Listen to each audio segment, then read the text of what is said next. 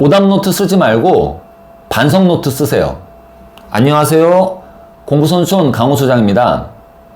중간고사 시험 잘 봤나요? 아직 시험 안 본 학생들도 있죠? 내신 대비 마무리 잘하고 시험도 잘 보기 바랍니다. 학교에서 내신 시험을 보지 않는 초등학생들도 주목해서 오늘 영상 잘 보기 바랍니다. 앞으로 여러분이 공부하는 데 도움이 될 겁니다. 자, 바로 시작할게요. 오늘 영상 제목이 뭐죠? 오답노트 쓰지 말고 반성노트 쓰세요 입니다. 오답노트는 뭔지 알죠? 시험을 받거나 공부하다가 틀린 문제를 노트에 쓰고 다시 제대로 공부해서 그 틀린 문제를 다시 풀 때는 정답으로 만들기 위해 공부하는 많은 방법들 중에서 역사와 전통이 오래된 유명한 공부법입니다. 대부분 학생들은 공부하는 과정에 문제를 풀거나 시험을 본 후에 틀린 문제들을 오답노트를 씁니다. 오답노트를 쓰는 방법도 학생들마다 조금씩 다르긴 한데 대부분은 비슷합니다. 틀린 문제를 쓰고 해설지나 해설 강의를 본 후에 그 문제의 해설과 정답을 쓰는 거죠. 그런데 여기에는 문제점이 하나 있습니다. 많은 학생들이 오답노트를 쓰기는 하는데 오답노트로 공부는 안 합니다. 스스로 오답노트를 쓰기보다는 선생님이 시켜서 하는 경우가 많기 때문이죠. 오답노트를 쓰는 것만으로는 진짜 공부라고 할 수가 없습니다. 공부하는 척하는 퍼포먼스일 뿐이죠. 오답노트를 숙제로 내주면 이런 상황은 더 심각해집니다.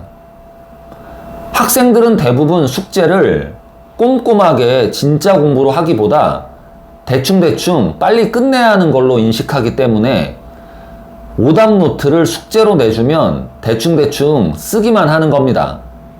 선생님께 제출만 하면 끝이죠. 이게 무슨 효과가 있겠습니까? 시간만 날리고 팔만 아프지 정작 공부에는 도움이 안 됩니다. 하기 싫은 걸 억지로 하면 아이들의 공부 정서에도 해가 됩니다. 물론 오답노트 스스로 잘 쓰고 공부도 제대로 해서 오답노트의 효과를 제대로 보는 학생들도 많습니다. 하지만 이렇게 오답노트의 효과를 제대로 보려면 학생 스스로 그 공부법에 대한 올바른 마음가짐과 태도가 먼저 잡혀 있어야 합니다. 그리고 오답노트가 그 효과를 발휘하려면 복습도 여러 번 해야 합니다. 한번 생각해 보세요. 문제를 풀거나 시험을 봤어요. 그런데 몇 문제가 틀렸습니다. 왜 틀렸을까요? 공부량이 부족했거나 개념 이해가 덜 됐거나 문제가 어려워서 틀렸겠죠. 아니면 실수. 그 문제가 틀렸다는 건 1. 실수로 틀렸거나 2. 아예 모르는 문제거나 3.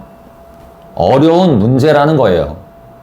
그런데 그런 틀린 문제들을 오답노트에 한 번 적고 해답지 한 번 보고 또는 선생님 설명 한 번 들었다고 그 어려운 틀린 문제를 이제 알았다고요? 앞으로는 풀 수 있다고요? 과연 그게 사실일까요? 대부분은 착각입니다. 그냥 풀이 과정을 외운 거든지 안다고 착각하고 넘어가는 경우가 많습니다. 이런 식으로 오답노트 쓰고 공부하는 건 소용이 없습니다. 발전도 없고요. 반성이 없으면 발전도 없습니다. 제가 좋은 방법 하나 알려드릴게요. 오답노트만 쓰지 말고 반성노트를 쓰세요. 오답노트와 반성노트는 거의 같은 개념인데 차이점이 하나 있습니다. 오답노트를 쓰고 난 후 그 옆에 짧은 반성문을 쓰는 겁니다. 반성노트 쓰는 방법은 다음과 같습니다. 먼저 시험이 끝나면 반성노트 한 권을 준비하세요. 노트 가운데 세로 줄이 쳐 있는 반반 노트가 좋습니다. 노트 왼쪽 부분에는 오답 노트를 쓰세요. 여러분이 하던 대로 틀린 문제 쓰고 정확한 풀이 과정을 쓰면 됩니다. 그리고 가장 중요한 부분은 오답 노트를 쓴 오른쪽 칸에 짧게 반성문을 쓰는 겁니다. 그 문제가 왜 틀렸는지 진지하게 고민을 해보고 그 문제가 틀린 이유를 빨간 펜으로 쓰는 겁니다. 그 문제가 틀린 이유를 학생 스스로 깊이 생각해보고 짧게나마 글로 쓰는 겁니다. 눈에 확 띄게 꼭 빨간 펜으로 쓰세요. 자, 이제 반성 노트를 다 썼다면 두 가지만 하면 됩니다. 왼쪽에 적은 틀린 문제들을 다시 공부하는 겁니다. 한 번만 대충 보고 끝내지 말고 꼭 여러 번 반복해서 공부하세요. 그리고 두 번째, 가장 중요한 건 오른쪽에 여러분이 직접 빨간 펜으로 쓴 반성문을 다시 읽어보는 겁니다. 실수든 실력이든 틀린 이유를 생각만 하는 것보다 짧게라도 글로 쓰고 다시 보는 건 자기 객관화를 하고 성장할 수 있는 좋은 방법입니다.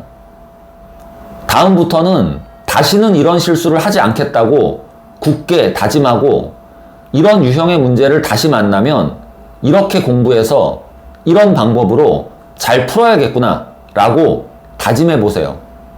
많은 도움이 될 겁니다. 반성 노트 꼭 해보세요.